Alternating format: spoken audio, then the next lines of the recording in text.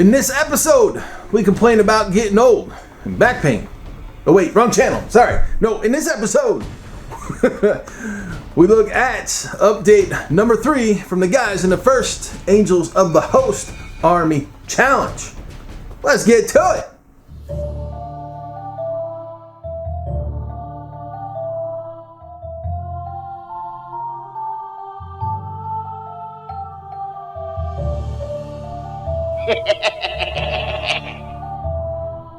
All right, welcome to episode, technically number 4 of the Angels of the Host Army Challenge. Update number 3. Episode 4, update number 3 of the first. All right. Well, this episode, obviously we've got updates from myself on the Black Lions, right? Dark Angels and the Noise Boys. We've got our buddy Grim rolling with his boys. God, what he's got, Tank Busters, I think, this week. I have to watch the video still, but I believe it's Tank Busters. I'll watch it before I do the edit, so we'll know for sure. And then Maurice working on his Zeitch. And so, really quick, got some changes coming for the channel. Not sure exactly what, but I'm going to change the format up a little bit. Probably go with a shorter timeline and more videos. I've gotten to a point to where I'm kind of tired of just, throwing random projects into the mix for games that I'm supposed to play with, unfortunately, people who don't show up to play. But I've got a few ideas. I've been taking some notes, because I do that, I take notes. Writing some notes, and I believe I have a direction that I want to go. So with that, we'll talk about that obviously a little later on. However, let's get to updating. Let's see what I've done.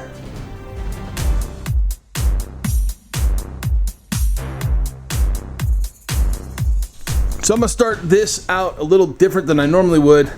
I'm going to take a quick overview of my desk.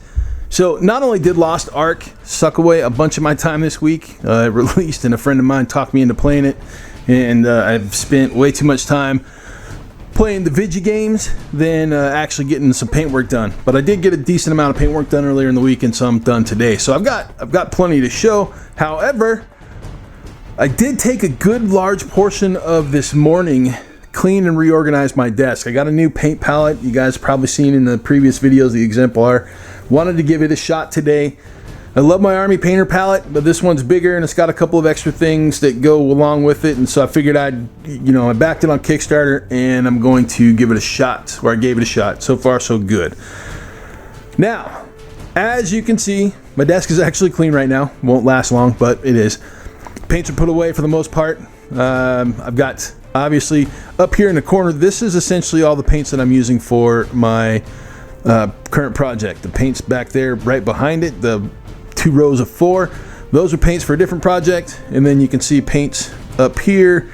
Those are actually the paints that I'm using for my Umbra Taurus Hobgoblins. So I like to keep my paints all together and with the various projects that I'm working on, so I will actually put them in places together. That's just kind of been my methodology for years.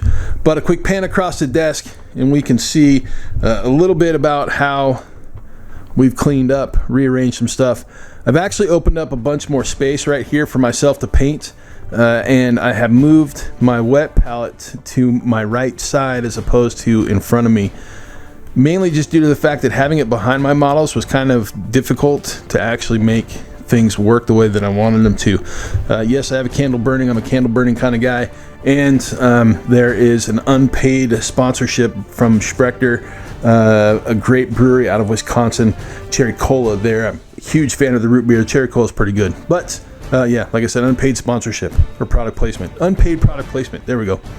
Oh, and then I did get another Kickstarter in, that giant speaker over there to the right. It's from Musin, and it is badass. I totally love it. But back to the update. All right, let's take a quick look and a closer look at what we've done. All right, the following. We'll start with these guys. So one of the things that I wanted to do was give them kind of a black metallic armor feel, right? And this was achieved pretty quickly and simply with an airbrush. I started with the chrome silver from Minotaur. I love this stuff. A lot of people don't like the metallics from Minotaur. And the reason being is they're actually not metallics, right? If you want the metallics, you have to get the metallic paint mixing set. These, in my opinion, are mislabeled by Badger. They're a phenomenal product, but they're more of a pearl than they are of a metallic, right? So they have a great metallic sheen to them, but they are extremely translucent. So I love using this stuff as paint mixers and then as bases to get myself a good metallic feel, right? So if you look at that, you can see a nice metallic sheen on there. Now, the base is that chrome silver, and then I grabbed the Grim Black from the Speed Paint line and shot it over the top. Now the Grim Black is actually, it's kind of a black green, which is really, you know, quite honestly fantastic with Dark Angels. But the thing about the Dark Angels, pre-Heresy, they had more of a blue tint to their armor. It was more solid black with a little blue sheen. So of course we bust out my favorite blue tone. I use more of this literally than any other paint ever. Blue tone from the Army Painter is my absolute favorite additive. It's my favorite wash, my favorite glaze. It's my favorite everything. This is my favorites, period. And so everything got a good glaze as well. Obviously we picked out the metals, and I believe I used the plate mail silver for the base and then shining silver for just some spot highlights. The point of this paint job was just to get something done quick and easy. I still have to do there's basically a bone sword right here, or sword right here. I still have to do the details here for that.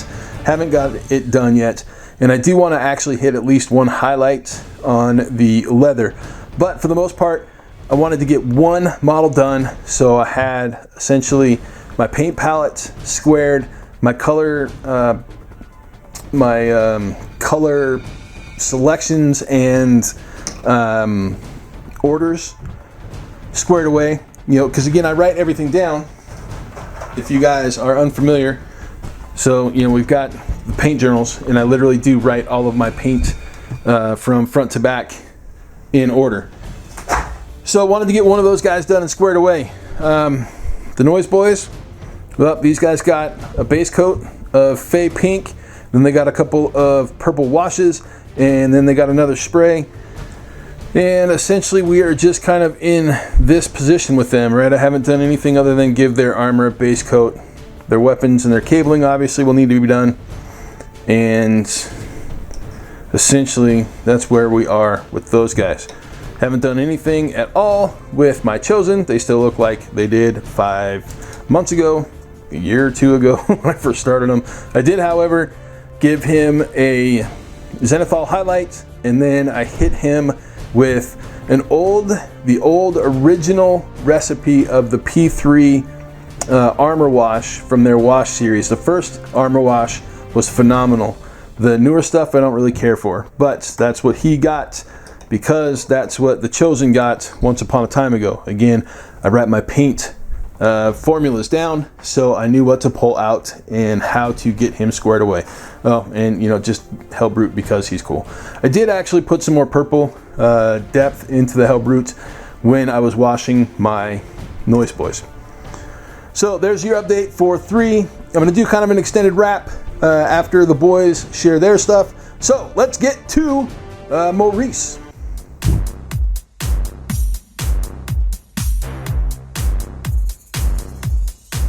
Everyone, for this week's update on the Zeitgeist Force, I did a little bit of work on one of the Zongor. So this is the kind of where I left them last.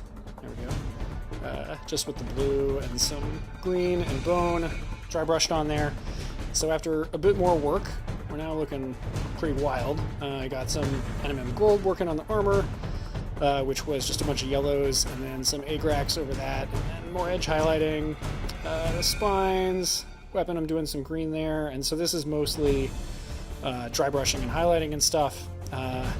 Not too much contrast going on yet. The little sash loincloth is contrast Volupus pink though.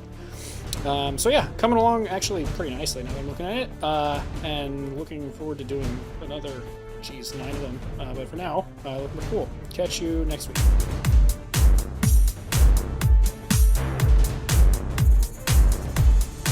Are you kids? Grim here, Angels Challenge Update 3. So, like we talked last time, we got the boys done, because, right boys, and then we got the truck done. Now you look, we got right there, see, look, I'm trying to do this weird thing with the camera and everything's kind of weird. But look there, so we got the boys done.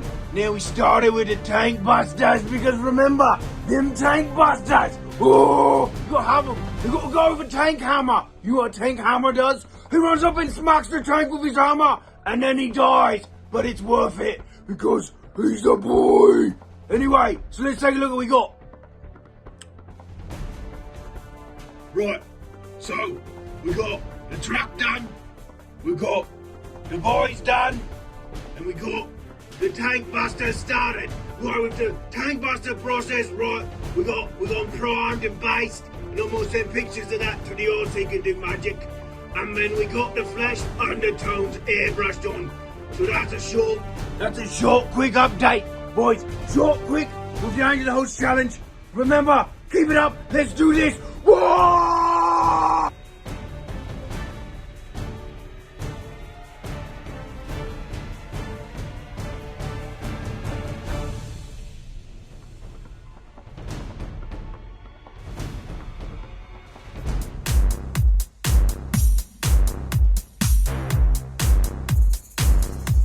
And that wrap. All right. I just told myself I was going to say all right. Now I've said it twice. Anyways, the wrap. As we have seen, well, updates on the Black Lions.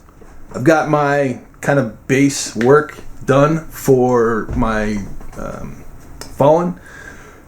Obviously, the Noise Boys are base coated. Still have a lot of work to do on those dudes. And then I'll jump into the Chosen and the Hellbrutes. Or maybe I'll do the Hellbrute and the Chosen. Or maybe I'll do the Hellbrute and then the Noise Boys and then the Chosen. Who knows? We'll do something. Anyways. We got to see Grimm's Tank Busters. Those are cool. His videos crack me up. He's funny. Brandon, I love you for doing this. This is fantastic. Maurice and his Zangors. Obviously the garishness of Zinch. Big shout out to him too. Thanks, brother. I very much appreciate you jumping in on this as well. Okay, so I spoke a few minutes ago about updates to the channel. What's going to happen? Well, as I said, I'm getting tired of just doing random things. So this format is kind of working for me. I'll probably stick with this background because it's easy to basically just push the button and sit in the chair as opposed to set everything up over there, because I do have to do a lot of setup to actually get ready to shoot film over there on a Saturday. And then it takes a couple hours. This is much quicker, and then all my time is just spent in the video editing side of things. So I think this might be potentially the new format. As much as I don't like to sit in a chair and talk, it's quick, it's easy, and it's simple. Maybe I'll stand up and talk, because I don't mind. I do much prefer to stand when I present. Anyways, as I was saying, format's going to change. I'm tired of doing random projects that never come to fruition, because I've got people with good intentions that just don't follow through, as you know would be the case with a number of things that I have tried in the past. And so, living in a small town in Kentucky right now, Army projects I think are going to be the way to go, and I've got a format that I think is going to be entertaining for you guys as well as me, and it'll be interactive. So that's important to me. And with that, let's call this one done and jump up into I'll see you in a week as opposed to I'll see you in 2. So until next week, thanks for watching, and we'll catch you guys in the next one.